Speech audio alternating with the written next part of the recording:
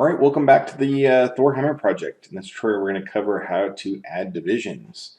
So in last tutorial, we created our sort of base mesh structure here. And basically, that's what we kind of follow there. And if we turn on this other layer, this divided hammer, this is the next step, is to add divisions in here. So a few things we're going to do with this object here. We want to clean it up first. To have like the original base mesh, because later on we'll add the texture map from Mudbox to this. We may modify this mesh a little bit, but for right now I'd like to clean it up. So in my custom shelf here I have delete history, freeze transformation, and center pivot as little quick hotkeys in this custom shelf. So once I click on delete history, it cleans up the history. Once I click on freeze transforms, it just zeroes out your transforms. And you just want to make sure your pivot's centered there, and it is already. But all those options are under the modify and the select menu. So here you can see modify center pivot. Here is modify. Let's see, where is it here? Nope, it's under edit. Is it? Yeah, edit. Delete by type, and then there's the history, and then we got modify. Here's the freeze transformations and the center pivot. So if you ever want to add those to custom shelf, all you gotta do is hold Control and Shift and click on those at the same time, and they'll be added to your custom shelf. But again, I already have them in there.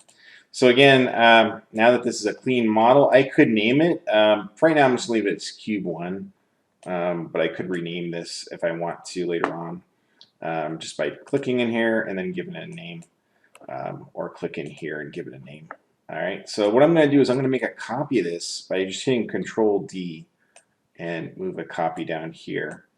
And I'm going to make another copy. I'll again hit Control D, so I can show you two different ways of adding divisions, like the wrong way and the correct way. And we're going to keep our original base mesh here. So with this one here, we're going to open up the modeling toolkit, and right here is this add divisions button down here.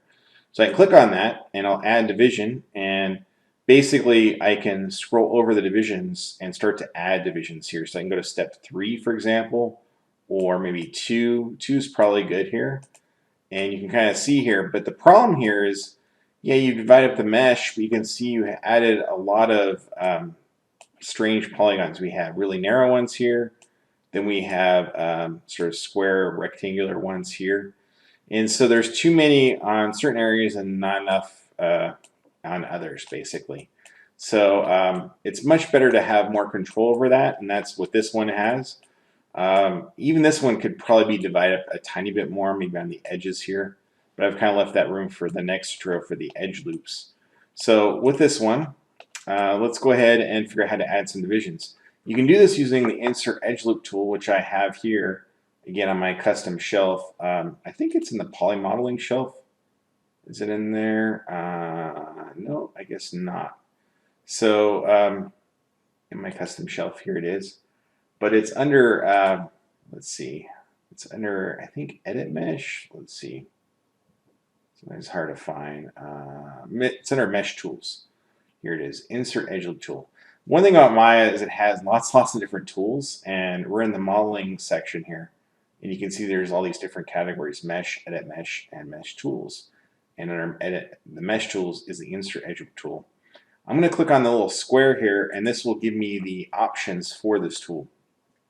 So what I'm going to choose is multiple edge loops.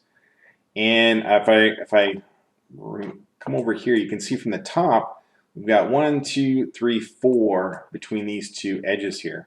So that's what I'm going to do here. I'm going to type in 4 here, and I'm going to go ahead and click right here. And you can see I've kind of like evenly distributed 4.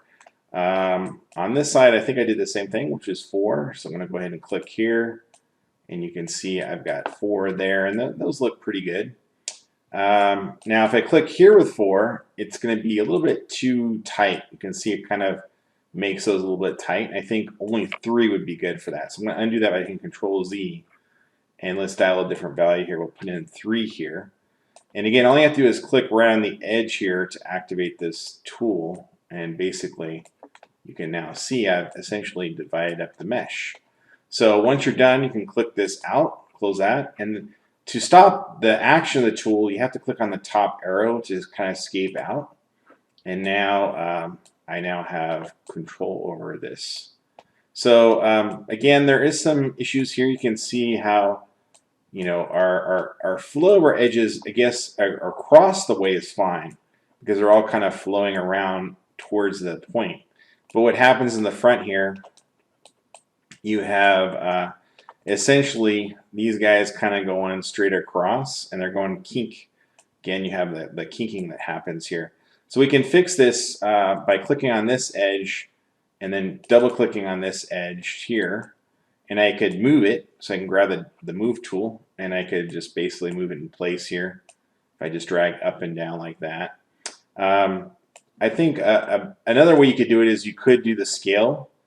But really all we're talking about is just this front part. And what I wanted to align is with this part here.